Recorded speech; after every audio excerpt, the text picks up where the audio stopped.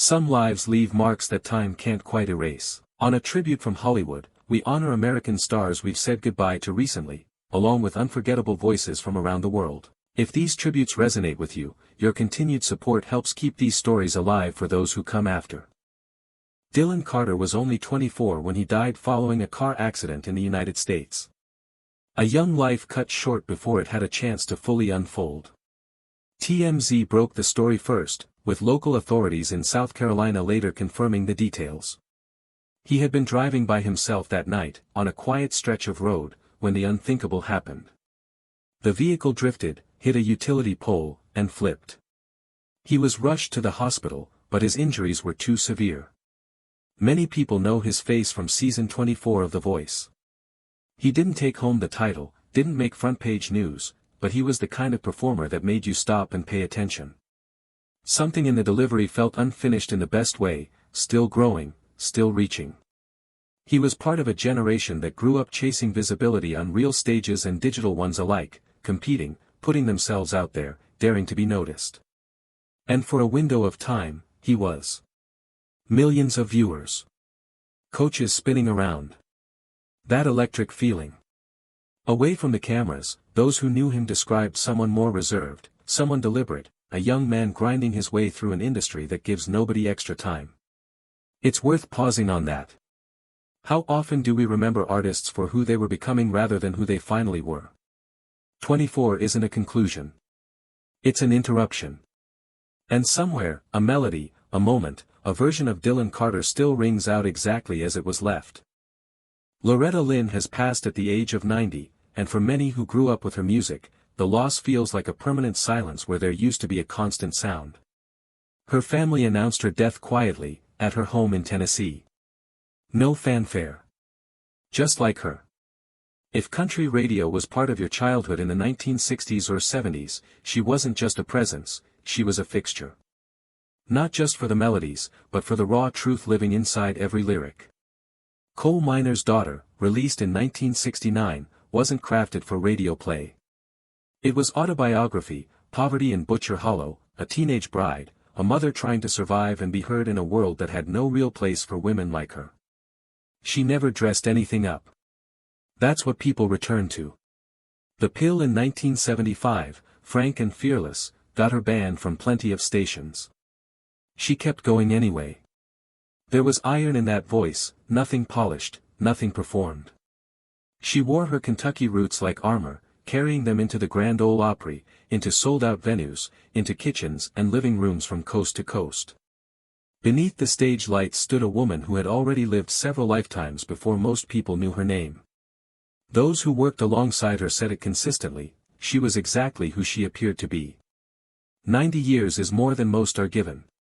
And somehow it still feels like too little when a voice that real goes silent, because certain voices don't belong only to music. They belong to us. Matt Darrow has died. His name may not have always led the credits, but his face, that people remember. Word came from Chicago, the city where he was born and where his story eventually closed. There's a kind of poetry in that, beginning and ending on the same ground. For viewers who followed Prison Break in the mid-2000s, he registers instantly. Roy Geary. Not the lead, not the villain you root against openly, but something harder to categorize, the kind of character who made your skin prickle in ways you couldn't quite explain. That discomfort was entirely intentional. Those were the years before everything went on demand, when network television still gathered people at the same hour every week. You showed up. You watched. You talked about it the next morning. And actors like Darrow, dependable and fully present, were part of the fabric of that ritual. He never chased attention. He didn't need to. There's real craft in a career built that way, role after role, scene after scene, no shortcuts, just showing up prepared and delivering every time.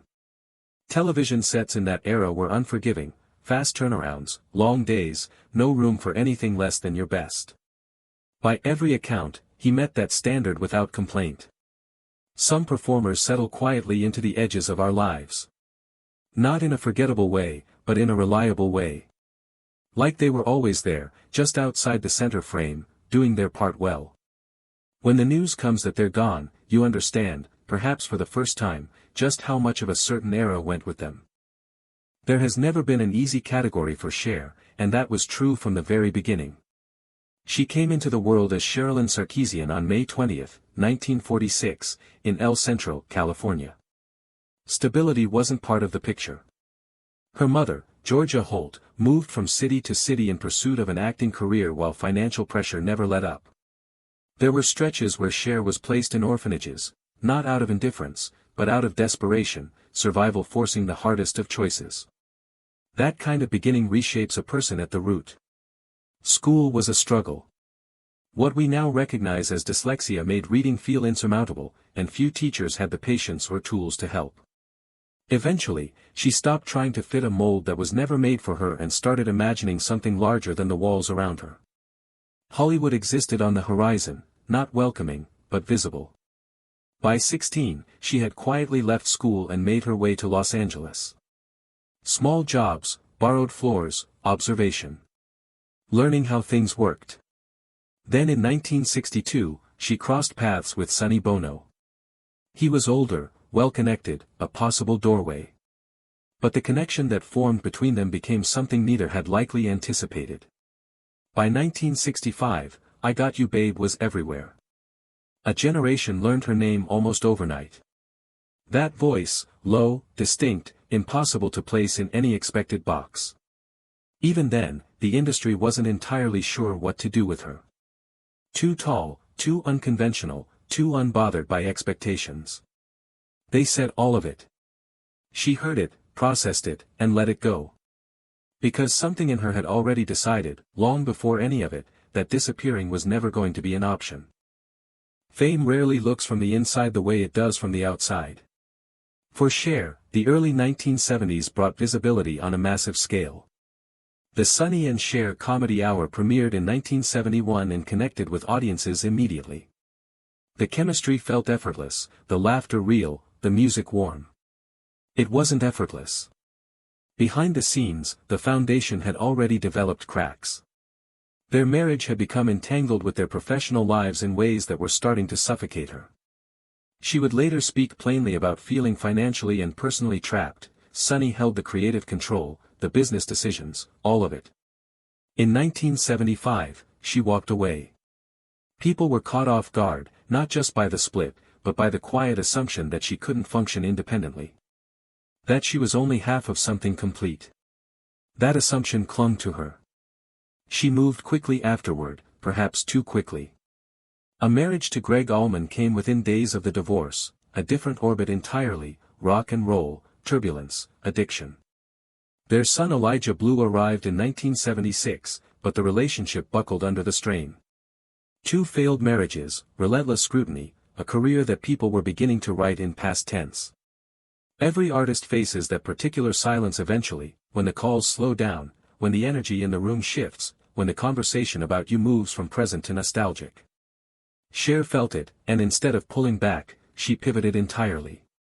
She walked away from music and into acting, no safety net, no assurances, just a gut feeling. Silkwood in 1983.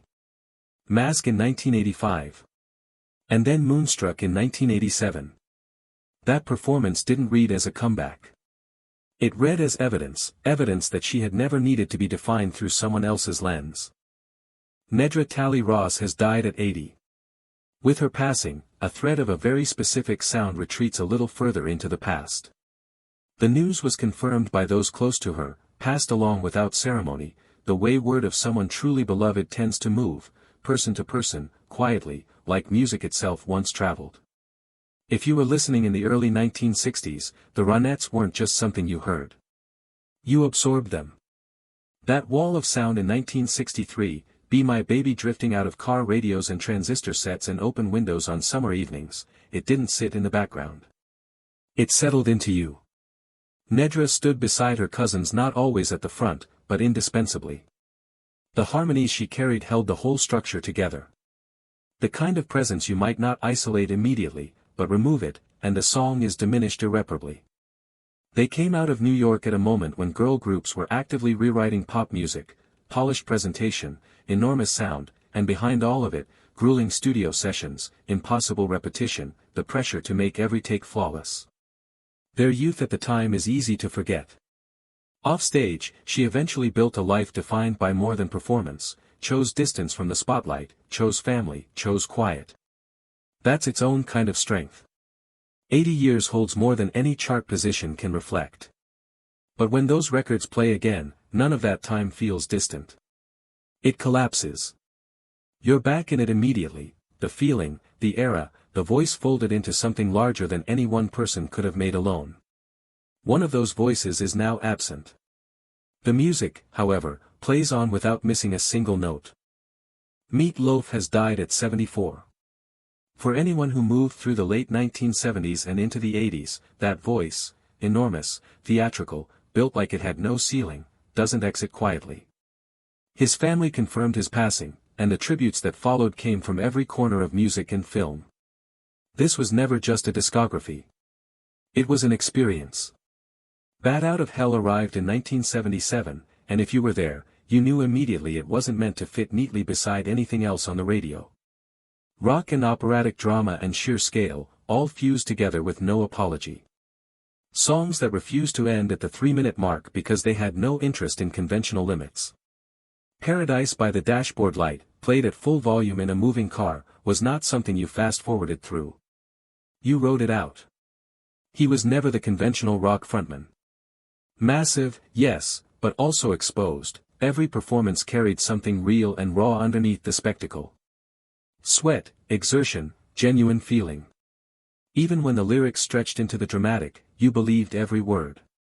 Before the fame, there was Texas. A difficult upbringing, then years of near misses, stage roles, bit parts, doors that opened partially and then closed. It didn't come quickly or easily. The Rocky Horror Picture Show in 1975 gave early notice of what he was capable of. Once you saw him, he stayed with you. He moved between music and film as if the boundary between them were a suggestion. Certain artists don't get remembered for a single hit or a specific year. They get remembered for a feeling, late nights, first loves, a speaker turned all the way up, a sense that something is happening that can't quite be contained. 74 years of that energy. And still it seems like something that big shouldn't be able to just stop. But those songs remain, still playing exactly as loud as they were always meant to be.